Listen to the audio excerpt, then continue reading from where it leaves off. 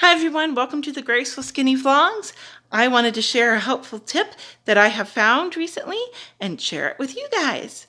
A homeschool mom in one of my Facebook groups mentioned that the way that they save money on curriculum is to get get textbooks, used textbooks from like consignment sales and from old schools or something or online, and just teach from a textbook with their kids. And that is a really good way to save money. I kind of filed it away but didn't take it seriously at the time because I thought it would be hard to track down and hard to research. But then I discovered this first one, this social studies book, which was a first grade book back in the fall, and for $2.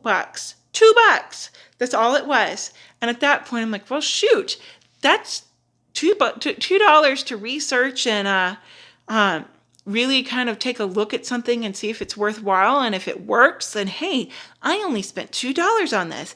That's great. So I went ahead and got it. It is a great social studies curriculum. I am happy with it. I will be using it for sure. It's pretty well rounded. I don't feel like I need a whole bunch of fillers to go with it. It is what it is. So I kept that, and so I had that, and I thought that was great. And then at a at a consignment sale this past week, I ended up finding both this hardcore science, which it is related to a state. It's not bad that it's a Georgia edition. I have family that's in Georgia, and so my daughter does spend time in Georgia, the state of Georgia. So I'm not mad that it has some, like the intro to each unit has some things that talk about different things for that state. There are worse things in life. There's nothing else in here that is like protected or like edited out. It is a typical science book. I had my eye on the Science Fusion by the same publisher. This is just like the 1999, early 2000s edition.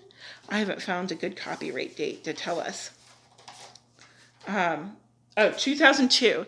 So yeah. So this is just the 2002 edition. The up-to-date, more current version you will find is Science Fusion, which you can find on Rainbow Resources, but it's a digital textbook with a workbook. And everything else is on digital computer format. It's an online-based thing, so it's not reusable from year to year. And here's the kicker, it's $143, whereas this was $2.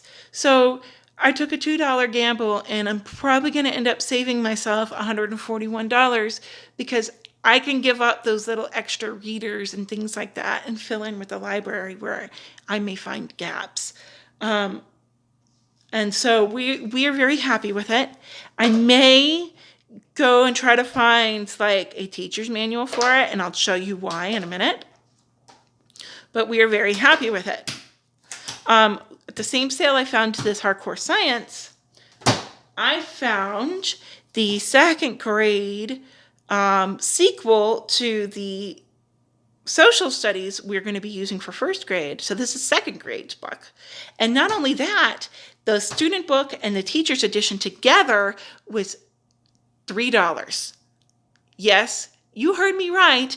These two books together, $3. That's it. So I was blown away. I had already decided for sure, pretty confidently, that I was going to do the purple book for first grade. So having a consistent sequel to her education and to what we've been using, I thought was a great thing.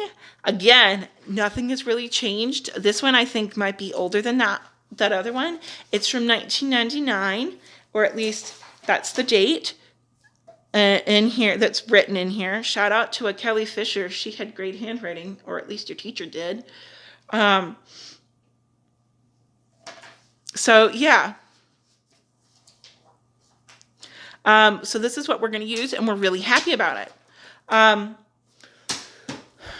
When flipping through the teacher's edition, I had never seen a teacher edition before. I never made it that far in my teacher education degree to actually get my hands on the teacher edition. And as a student, of course, the teachers never let you look at the teacher edition. Annoyingly, the scope and sequence got ripped out of the back. I have a feeling some homeschool mom ripped it out instead of making copies so that she could keep it in for her records.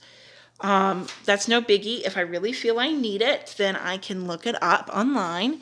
They do have other things where it references what it kind of talks about.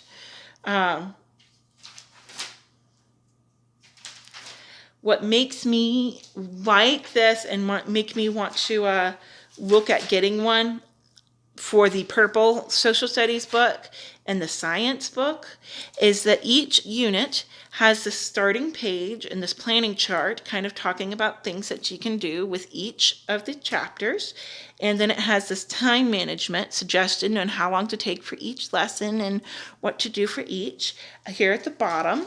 And then it also has, just to kind of make my life a little easier. Sorry, people.